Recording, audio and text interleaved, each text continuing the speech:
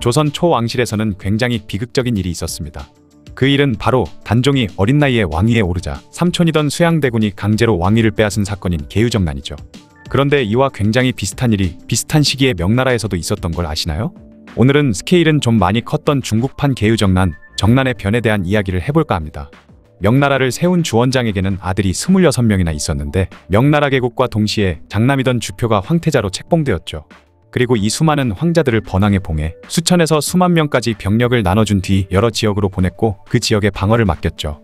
이렇게 보내진 번항들은 강력한 군권을 가지고 있었던 것입니다.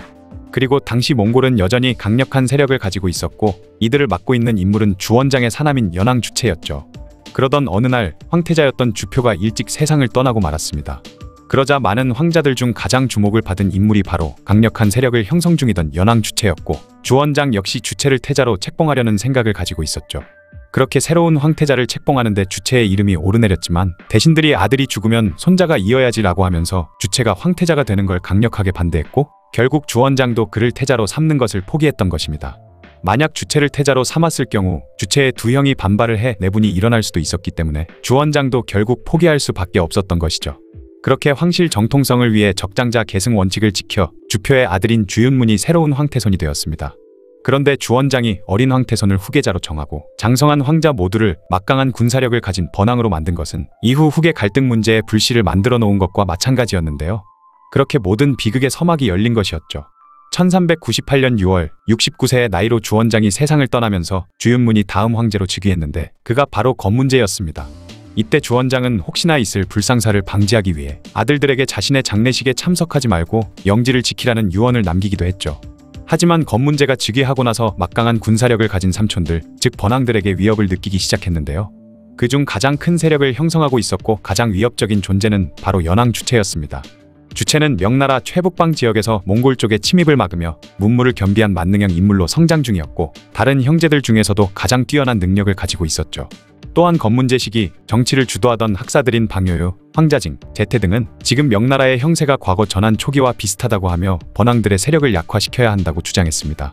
이에 건문제는 우물쭈물하다가 결국에는 신하들의 성화에 못 이겨 삭번 정책을 실시하게 되었죠. 건문제를 비롯한 여러 신하들은 번항들의 반발을 두려워하고 있었기 때문에 이 일은 굉장히 빠른 속도로 진행되었는데요. 5월에 주원장이 죽고 건문제가 즉위했으며 6월에 황자징과 제태 등이 등용되었는데 그로부터 고작 2개월 후인 8월에 주왕주숙을 시작으로 민왕주편, 대왕주계, 제왕주부, 상왕주백 등이 차례로 서인으로 강등되거나 유배와 투옥 그리고 죽음을 맞이하면서 건문제는 숙부들을 빠르게 숙청해 나갔습니다. 숙청 방법 또한 신속했는데 불시에 번항들을 습격해서 한 명씩 잡아 가둔 후 이후에 그들의 죄를 만들어 발표하면서 반발할 틈을 주지 않는 방법을 사용했던 것이죠. 그런데 문제는 이런 식으로 습격하고 빠르게 일을 처리하려면 당연히 가장 강력한 세력을 먼저 치고 들어갔어야 했는데 당시 가장 강한 세력인 연왕주체의 세력이 두렵다는 이유로 세력이 약하던 번항들부터 처리해 나갔던 것입니다. 다른 왕들이 죽어나가는 걸 본 주체는 얼마 안가 자기 차례가 올 것이라는 걸 알았고 그렇게 반란을 준비할 수 있는 시간을 벌 수 있었던 것이죠. 거기다가 주원장이 세상을 떠나면서 아들들에게 장례식에 오지 말라고 하자 주체는 자신의 아들들을 주원장의 장례식에 보냈었는데요. 그래서 당시 수도 남경에는 연왕주체의 아들들이 머물고 있었는데 좀 심각한 분위기를 감지한 주체의 아들들은 얼른 주체가 있는 북평으로 가려고 했던 것입니다.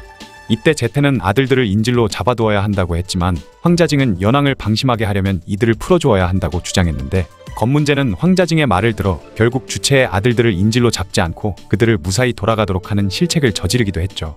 그리고 얼마 안가 주체는 간신인 제태와 황자징이 미숙한 황제를 마음대로 쥐락펴락하고 있다며 황제를 구출한다는 명분으로 병사들을 일으켰고 그렇게 일으킨 주체의 반란군은 황제의 옆에서 문제를 일으키는 난을 다스린다 라는 의미로 정난군으로 불렀습니다. 그래서 이 사건을 정난의 변이라고 하죠. 처음엔 기세를 타고 정난군은 파죽지세로 밀고 내려갔습니다. 기습을 통해 60세가 넘은 노장이던 경병문의 병력을 격파했고 이후 이경룡이 이끄는 50만 명의 토벌군에 맞서 주체가 직접 정예 기병을 이끌고 개박살을 내버리기까지 했죠. 백구와의 전투에서 주체는 이경룡의 병사들에게 포위되어 죽을 고비를 넘기기도 했지만 결국 화계를 통해 이경룡의 부대를 제대로 격파했으며 그렇게 이경룡의 부대는 수만 명은 전투 중에 죽고 또 10만여 명은 물에 빠져 죽을 정도로 대패를 해버렸습니다. 그리고 정난군은 덕주까지 함락시키며 엄청난 양의 군수물자까지 손에 넣었으며 이 모습을 본 수많은 성들이 주체에게 항복을 해오기도 했죠. 그렇게 이경룡은 제남까지 달아났고 정난군은 그를 쫓아 제남까지 갔는데 제남을 먹게 되면 순식간에 산둥성을 장악할 수 있는 유리한 상황이었습니다. 하지만 검문제의 황제군도 가만히 있지는 않았는데요.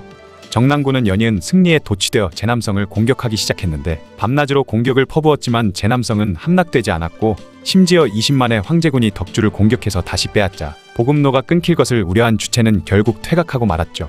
그리고 동창전투에서는 성용과 오걸이 이끄는 황제군에 의해 주체의 정난군은 또다시 대패하여 주체가 아끼던 백전노장 장옥이 전사했으며 정난군의 거의 모든 정예병을 다 잃었고 주체도 간신히 포위망을 뚫고 북편까지 퇴각할 수 있었습니다. 하지만 주체는 이렇게 끝낼 수는 없었기에 1401년 3월이 되자 다시 남하하기 시작했죠. 그리고 협하라는 곳에서 다시 주체가 이끄는 정난군과 성용이 이끄는 황제군이 진을 치고 맞붙게 되었습니다. 그러던 어느 날 밤 주체는 10여 명의 수하들만 이끌고 적진을 염탐하기 위해 성용의 진영 가까이 가게 되었죠. 그런데 얼마 안 가 자신이 적군에게 포위되었다는 사실을 알게 되었습니다. 이런 절체절명의 상황에 주체는 정신없이 도망치게 되었는데 황제군은 도망가는 주체에게 화살 한 발 제대로 쏘지 못했죠.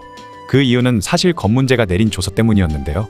조서에서 검문제는 짐이 숙부를 죽였다는 책임을 지게 하지 마라 라는 내용이었는데 이는 주체를 죽이지 말라는 명령이나 다름없었기에 황제군의 장수들은 도망가는 적군 총대장 주체에게 화살 한 발 제대로 쏘지 못하고 그냥 보내줄 수밖에 없었던 것입니다. 이런 검문제에 우유부단하고 답답한 짓 때문에 결국 치명적인 결과를 낳게 되죠.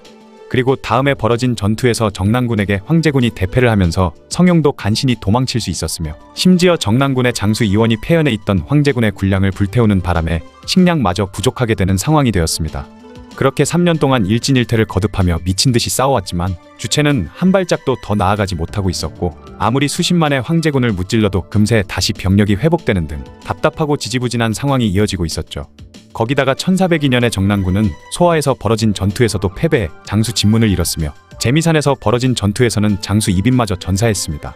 그러자 사기가 떨어진 주체 진영의 수많은 장수들이 일단 북방으로 돌아가 다음 기회를 노리자 했는데 이때 정난군에서 가장 용맹한 장수인 준응이 한고조는 10번 싸워 9번 졌지만 끝내 천하를 가졌다라고 소리쳤는데 이 소리를 들은 주체도 가려면 니들끼리 가라며 자신은 싸우겠다 외쳤죠. 하지만 불리하고 어두운 전쟁의 양상은 다시 좋아질 기미가 전혀 보이질 않았고 답답한 상황은 계속되었습니다. 그러던 어느 날 뜻밖의 행운이 정난군에 찾아오는데요.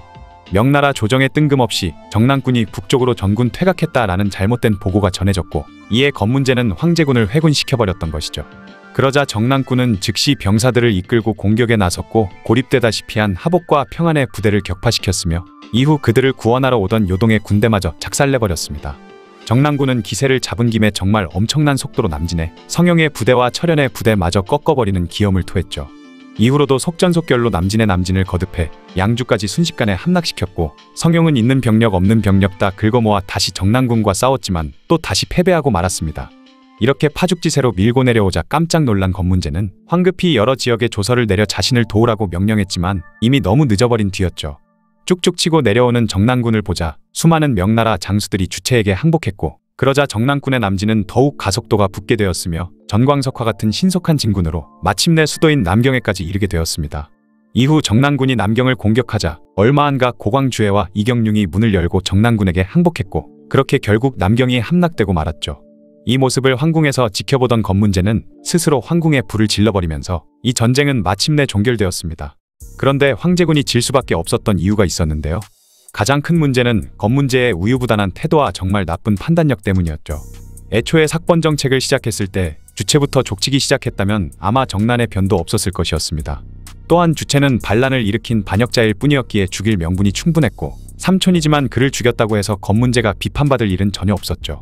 하지만 결정적으로 주체를 죽일 수 있었던 상황에서도 숙부를 죽이지 말고 생포하라라는 어처구니 없는 명령을 내리면서 황제군이 완벽하게 승리할 수 있었던 기회를 놓치고 만 것입니다. 게다가 뭔가 문제가 생겼을 때 제태와 황자징의 의견이 계속 달랐기에 검문제는 한 가지 의견을 선택해야 했었는데 항상 좋지 않은 선택지만을 골랐던 덕에 정난의 변에서 패배를 할 수밖에 없었던 것이죠.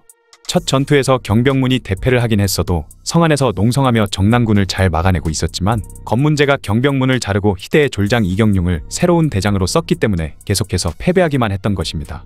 심지어 황자징은 연전연패를 거듭하던 이경룡을 죽여야 한다고 했지만 검문제는 그를 살려줬고 결국 검문제를 배신하고 마지막에 남경의 성문을 열어준 인물이 이 이경룡이었습니다. 반면에 주체는 정난의 변 내내 뛰어난 능력을 보여주면서 압도적인 전력 차이에도 불구하고 수차례 승리를 거두었고, 그렇게 힘의 균형을 잘 맞춰나가다가 결정적인 기회가 찾아왔을 때 그대로 밀고 나가 결국엔 승리를 거둔 것 역시 칭찬할 만한 점입니다.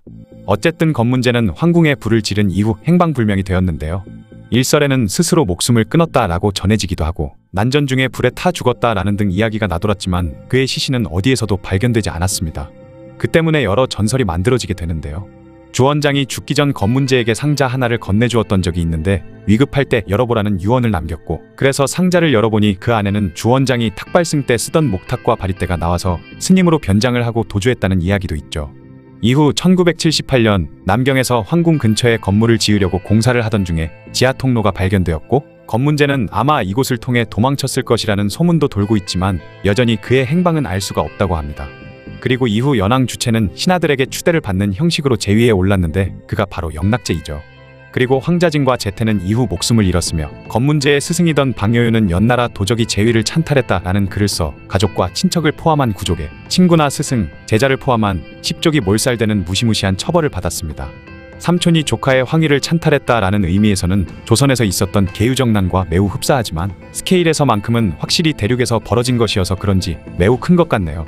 지금까지 명나라 버전의 계유정난, 정난의 변에 대한 이야기였습니다.